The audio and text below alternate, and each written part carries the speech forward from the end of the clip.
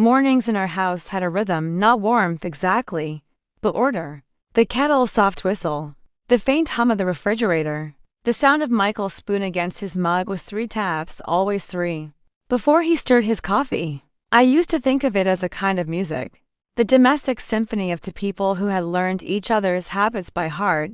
That morning, the light through the kitchen window was sharp and clean, cutting through the quiet light glass. Outside, a pair of doves cooed from the oak tree by the fence. Inside, everything looked perfectly ordinary, which made it the perfect day to end an illusion. I slid his plate across the table, toast, eggs, the way he liked them. He barely looked up from his phone. "Thanks," he murmured, distracted, scrolling.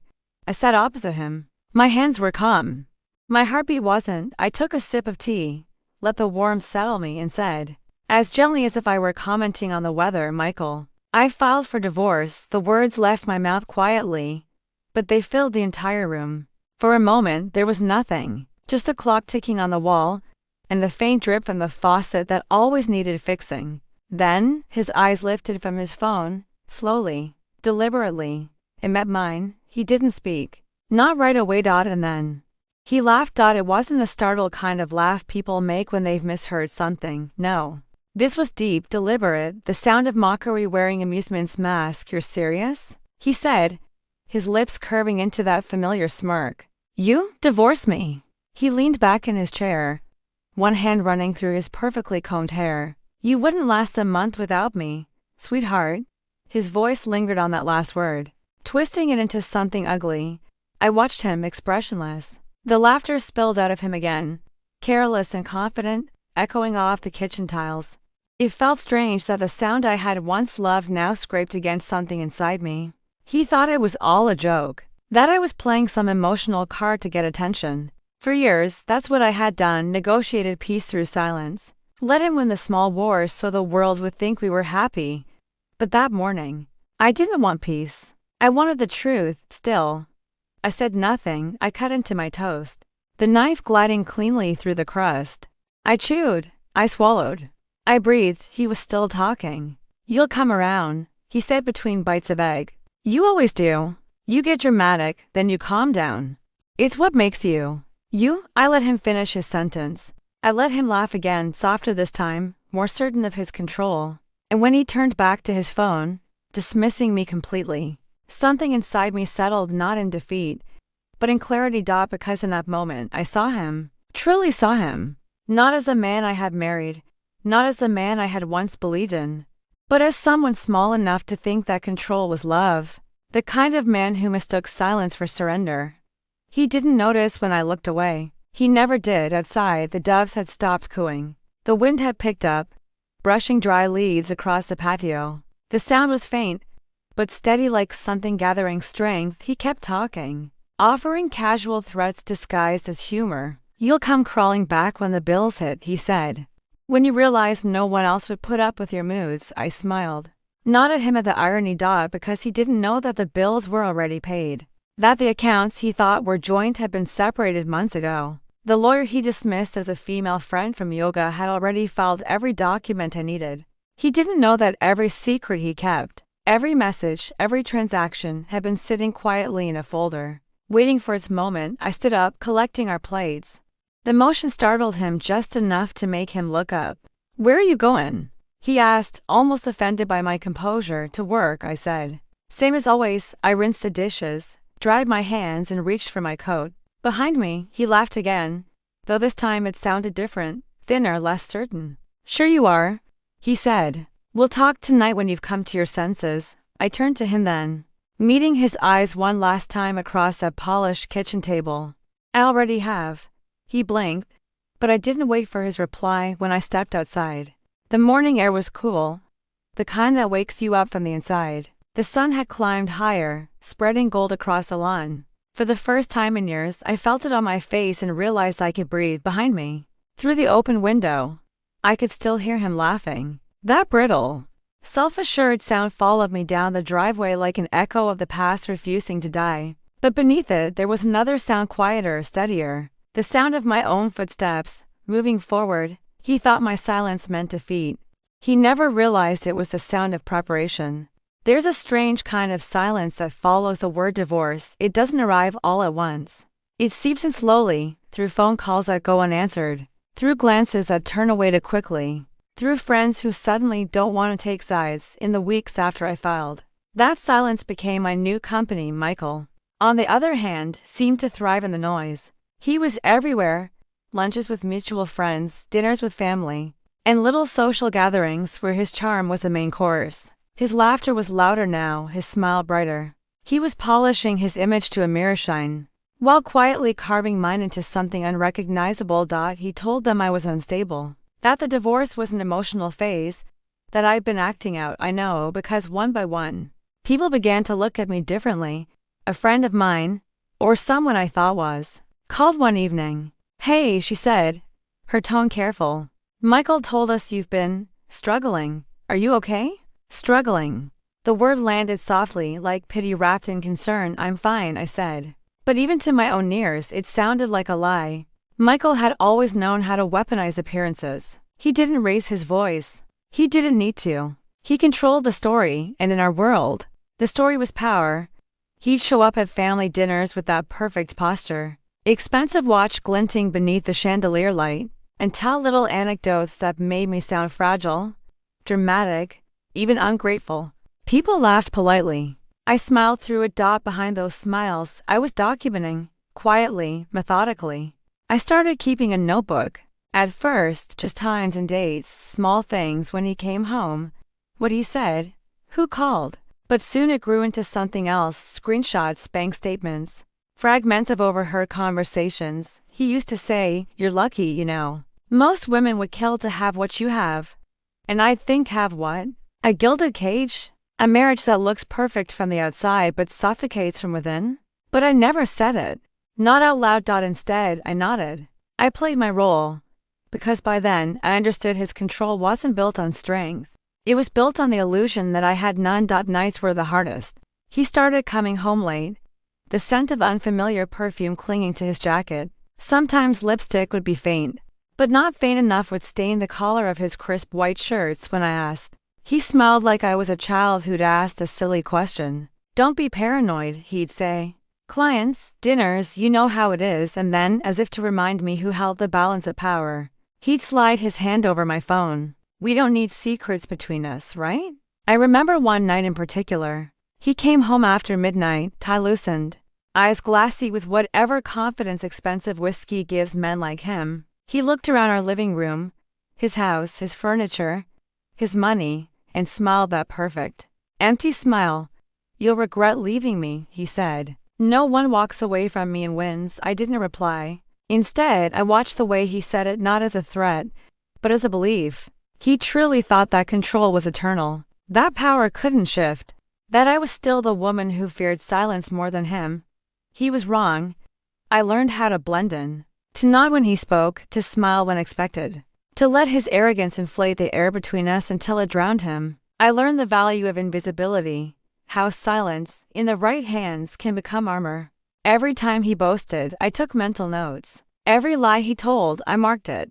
Every transaction that didn't quite match, every slip of paper he left behind, I gathered it. I stopped reacting. That was the key, because men like Michael don't just want control.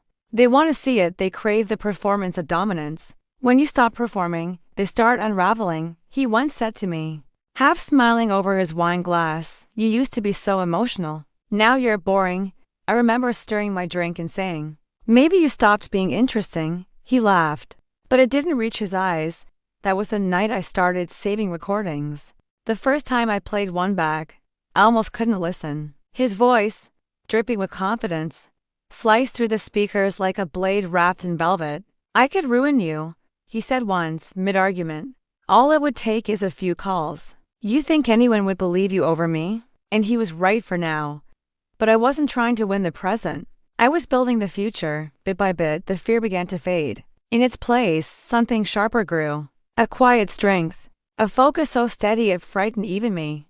He thought I was distant because I was weak. But distance can be a strategy. He'd walk into a room, and I'd smile just enough to keep him comfortable. He'd accuse me of being cold, and I'd apologize softly, not to him, but to the version of myself still pretending to love him. It's a strange thing to live beside someone who's already become a stranger, to share air with them, but none of the warmth. People kept asking why I wasn't fighting back. Why didn't I correct the lies he told? But they didn't understand that when someone is building a story meant to destroy you, the smartest thing you can do is let them finish it, because eventually, I would have my turn to speak. And when I did, I wouldn't need to raise my voice. I'd have proof. One evening, I looked at him across a dinner table. He was scrolling through his phone, grinning at some message he didn't want me to see. The candlelight flickered over his face, and I realized something simple, almost poetic. The man who thought he was untouchable had already begun to decay. He just didn't know it yet. He thought I was fading. I was only learning how to disappear in plain sight. The house was quiet again. Too quiet.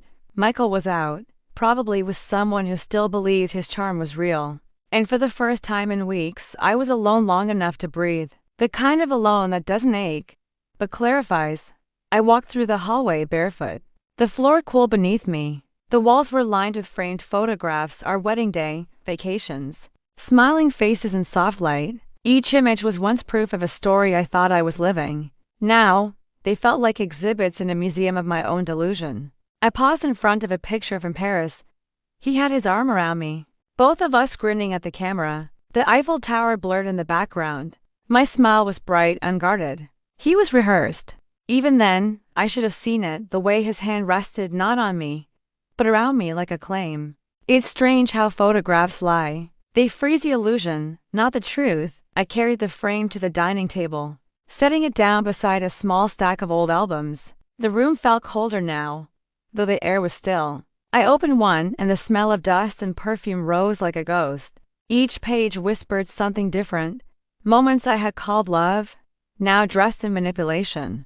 He used to correct me in public, softly, with that condescending smile people mistake for patience. "That's not quite right," he'd say.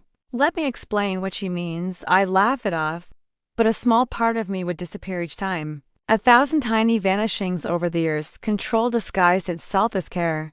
Criticism wore the face of concern. And every time I shrank a little smaller, he called it a compromise. Now, sitting there in the quiet, I finally saw it clearly. The architecture of his control. He didn't build walls to keep me safe. He built them to keep me contained. The clock ticked softly in the corner. Outside, rain had started, tapping gently against the window pane. I watched it for a long moment, the steady rhythm washing over me, and realized something simple.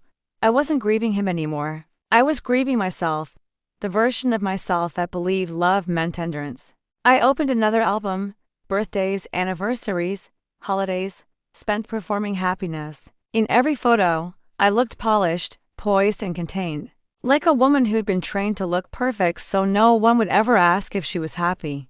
And then I found it, a picture from the first year of our marriage. I was wearing a blue dress, laughing at something outside the frame. My eyes were alive.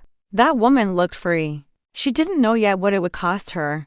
I closed the album slowly. My reflection stared back from the glass cover, older now, sharper. I didn't look broken. I looked aware. That was the difference. The next morning, I stood before the bathroom mirror. The early light was pale and unflattering, but honest.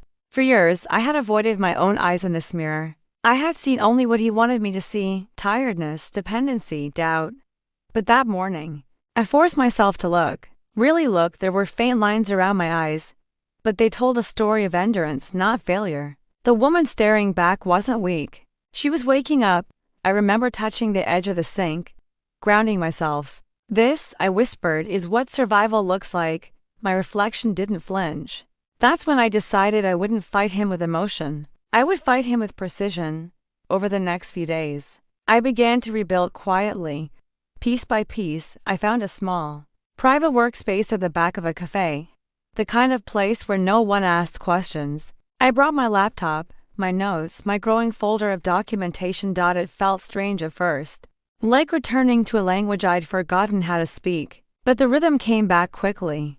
I made lists, labeled files, cross-referenced everything. His accounts, his lies, the subtle inconsistencies he thought no one noticed.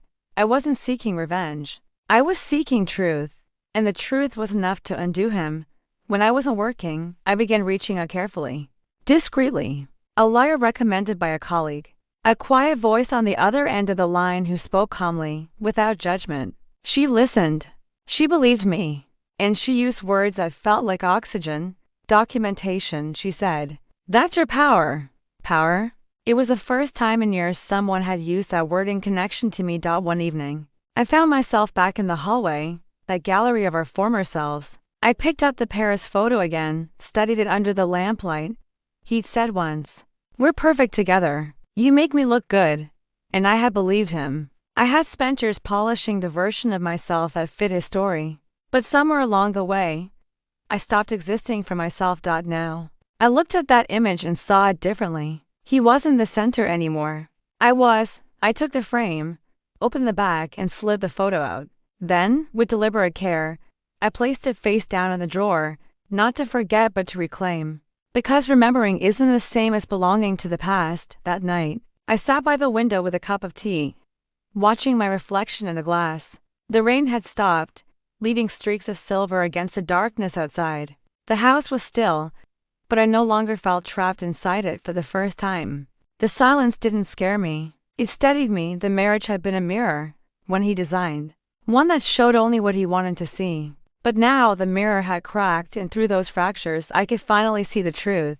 He built the walls around me. Now I know where the cracks are. There's a kind of peace that comes after heartbreak, not the gentle kind, but the cold, deliberate stillness of someone who's finally stopped bleeding. That was where I lived now. Days passed like measured steps, predictable and calm. On the surface, I was the same woman Michael thought he'd broken, quiet, obedient, preoccupied with routines. He didn't notice that my silence had changed shape. It wasn't surrender anymore. It was strategy. The first time I met Clara, my lawyer, she reminded me of a still lake. Calm on the surface, but impossible to read. Her office smelled faintly of paper and jasmine tea. The shelves behind her desk were lined with law books, perfectly organized. She greeted me with a steady smile. "I've reviewed your preliminary notes," she said, sliding her glasses higher on her nose. "You've been thorough." Her words surprised me. I wasn't used to being seen that way anymore. Thorough, intelligent, capable. We sat across from each other as the morning light fell across a stack of files between us. Clara opened one. Numbers, dates, signatures. Each page a breadcrumb leading somewhere I hadn't dared to look before. She pointed to one of the statements. "This transfer here.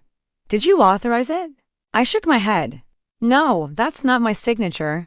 Her pen tapped once against the page. Then he's already crossed a legal line. It was the first time I heard it spoken out loud. The thing I had suspected but never proven. Michael hadn't just lied. He'd stolen. She leaned back slightly, studying me. "We can build this case quietly," she said. "But you'll have to keep acting as if nothing's changed. Can you do that?" I met her gaze. "I've been doing that for years." Clara smiled, not out of pity, but respect. From that moment, my world narrowed into focus. Every night after Michael fell asleep, I worked in silence. The sound of the keyboard replaced conversation. The glow of my screen became my only light. I learned how to hide digital traces, how to encrypt files, how to photograph documents without sound. He thought I was scrolling through social media, numbing myself with meaningless noise. In reality, I was dissecting his empire.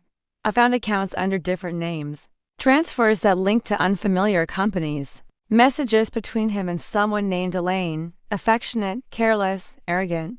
I remember staring at one message. "Don't worry. She won't find out." She never does. For a moment, something in me twisted, not anger, not sorrow, but something colder.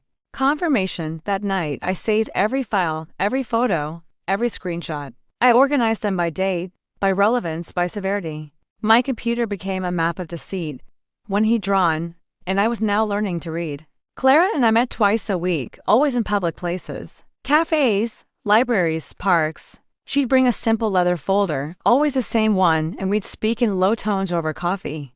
Her eyes would narrow slightly as she read the new evidence. "He's sloppy," she said once. "Men like him always are. They believe charm is a shield. They forget it's only glass." Her calm steadied me. Her precision taught me how to think like him, and then, how to outthink him. The courthouse smelled faintly of dust and old air. That quiet scent of rooms where too many truths had been spoken and too few believed. I sat there, hands folded in my lap, watching the light crawl across the tile floor. It was morning, but the sun seemed hesitant, like even it didn't want to intrude on what was about to happen. Michael was already there when I walked in. He wore the same suit he'd worn to our wedding, or maybe it just looked that way. Pressed and perfect, the kind of armor men like him mistake for power. His lawyer sat beside him, whispering with the confidence of someone who believed charm and money could still rewrite the story. He saw me and smiled. That familiar, effortless grin. The one that used to mean I win. I met his eyes, and for the first time in years I didn't look away. The courtroom filled slowly. Murmurs, shifting papers, the faint click of heels on marble. The judge entered, a woman with eyes sharp enough to cut through performance. Everyone stood. Then silence fell, thick and absolute. Michael's lawyer began first. His voice was smooth, deliberate. He painted me as a fragile, lonely housewife, emotionally unstable, financially dependent. I listened without flinching. His words were weapons dulled by repetition. I'd heard them all before in different tones at dinners and arguments in silence. The courtroom was just another stage. But this time, I wasn't the one performing. When it was Clara's turn, she rose calmly. Her voice was measured, steady, unshaken. Your Honor, she began, the evidence we present today is not of emotion, but of fact. Then she started to build the case brick by brick. Truth by truth. The first file clicked open on the screen, bank records. Transfers with my forged signature, dated months apart.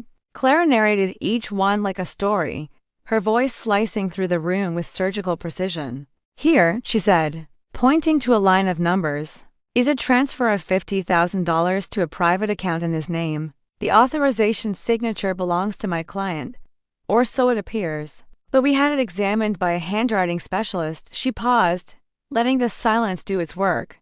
The signature was forged. A ripple went through the room. Even the judge shifted slightly. Clara didn't stop there. Next came the business records. Falsified invoices and company accounts disguised as marital expenses. Then the photographs. Screenshots of his messages. Emails sent to a woman named Elaine, discussing transactions that should have never existed. Each image flashed across the monitor like a confession. Michael's smirk faltered. His jaw tightened, his hand flexed on the table. For once, he couldn't interrupt, couldn't twist the story to his liking. I watched him closely. Every blink, every twitch, every failed attempt to mask the panic growing behind his eyes. This was the man who used to tell me, "You'd be nothing without me." The man who laughed when I said I was leaving. Now, he couldn't meet my gaze. His lawyer stood to object, voice raised, but the judge cut him off. "Sit down," she said. Her tone was calm, but final. "The evidence is clear. For the first time, the room belonged to me."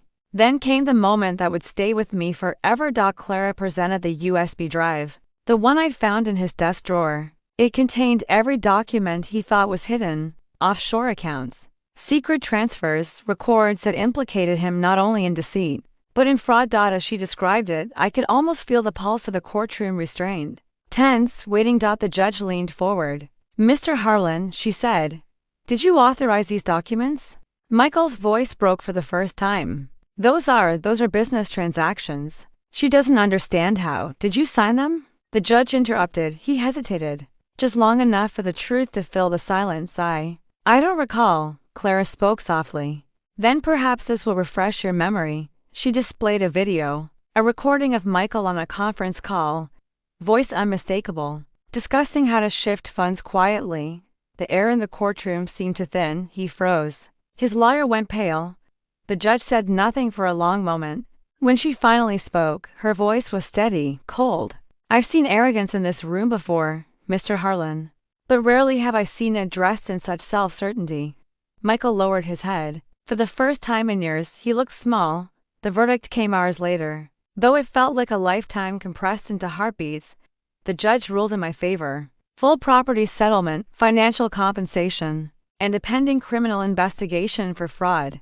Clara placed her hand gently over mine as the words were read. I hadn't realized I was holding my breath until then. Michael didn't look at me. He stared straight ahead, jaw clenched, the mask on. When the gavel struck, the sound wasn't loud. It didn't echo like victory. It was a quieter, final, clean. The sound of release. After the hearing, the hallway outside felt different. Lighter somehow. The walls that once seemed to close and now felt like open air. Michael stood by the courtroom doors, flanked by his lawyer. He looked at me then, not with anger, not even regret, but disbelief. As if he'd finally realized the game had ended, and I'd been the one writing the rules all along. He opened his mouth to speak, but no words came. I didn't wait. I simply nodded once, not in triumph, but in closure, and walked away. Every step echoed softly down the corridor, and with each one, I felt another layer of his hold fall away. Outside, the air was cool. The city moved around me, unaware, uncaring, alive. For the first time in a long time, I was part of it again. Later that evening, I sat by my window, watching the skyline fade into dusk. Papers were stacked neatly on the table beside me. Evidence, verdict, proof.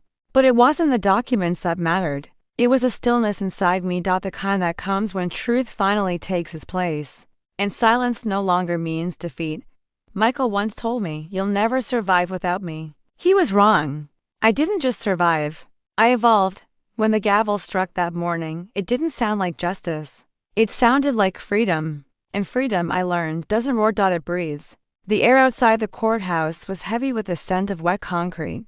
Rain had passed only an hour before, the kind that washes away everything it touches, leaving the world rinsed, reset. I stood beneath the gray sky, umbrella in hand, watching drops slide off the metal railings like the last remnants of a storm that had finally spent itself. For a long moment, I didn't move, not because I was lost, but because I finally wasn't. Behind me, the courthouse door swung shut with a hollow echo. It was done, all of it, the hearings, the questions, the years of quiet endurance compressed into that single gavel strike. And now, there was only stillness. People passed around me, talking, laughing, rushing into their lives. I listened to the rhythm of their footsteps, realizing how far in that sound had once felt, the sound of ordinary freedom. For years, my world had been small, built around someone else's moods, someone else's permission. Even my silences had belonged to him. But now, the silence was mine. I walked slowly toward the street, the puddles reflecting a sky that was finally clearing. My reflection wavered in the water, unfamiliar yet peaceful. I didn't look like the woman who had stood at that altar years ago, or the one who'd once begged to be understood. I looked like someone who had learned the language of her own strength. A car splashed by, breaking the reflection. I smiled, a small, quiet smile that felt earned. My phone buzzed in my coat pocket. A message from him, the first since the verdict. I stared at the screen for a moment. His name still sat there, bold, unchanged, as if the years hadn't rewritten who we were. The message was short. "You'll regret this." No apology, no acknowledgement, just another attempt to own the last word. I read it once, then I pressed delete. It was astonishing how light that motion felt, how something so final could be so silent. By the time I reached the parking lot, the clouds had begun to break apart. Strips of pale blue sky pushed through like forgiveness. Clara called. Her voice, as always, was calm. "You did it." "I did," I said. It came out softer than I expected. "Take the weekend," she told me. "Breathe, start again." "I think I already have." There was a pause on her end, the kind of quiet that holds understanding. Then she said, "Good." We hung up, and for a moment, I simply stood there, phone in hand, the city humming around me. Justice had never been about revenge, not for me. It was about truth, simple, steady truth, standing in the light after too long in shadow. When I got home, the house felt different, the same walls, the same furniture. But the air was new. I opened every window, let the wind move through the rooms, lifting the curtains like white sails. The clock in the hallway ticked softly. I hadn't noticed it in years. It used to remind me of time wasted. Now, it marked time reclaimed. In the living room, there were still traces of him. A book he never finished, a tie he never took with him. For a moment, I hesitated, then, quietly, I gathered what was left of him and placed it all in a box. It wasn't an act of bitterness. It was an act of space, clearing room for breath, for peace. For me later, I made tea, just one cup, the sound of water boiling, the soft click of the mug against the counter. These were small things, but they were mine. I carried it to the window, sat down, and watched the last of the rain evaporate from the street below. It struck me then how many storms I had survived without realizing it.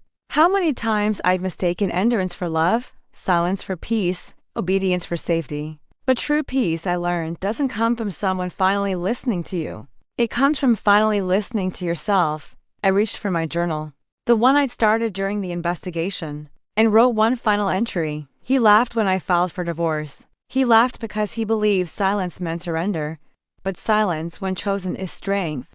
I closed the book. Outside, the last petals glimmered in the sunlight. Children ran past, splashing through them, laughing, their voices rising in bright, careless joy. For a second, I envied that kind of laughter, pure, uncalculated. Then I realized I was learning it again in my own way.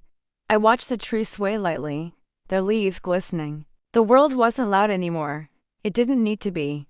I had finally learned the beauty of quiet victories, the ones that don't announce themselves but linger.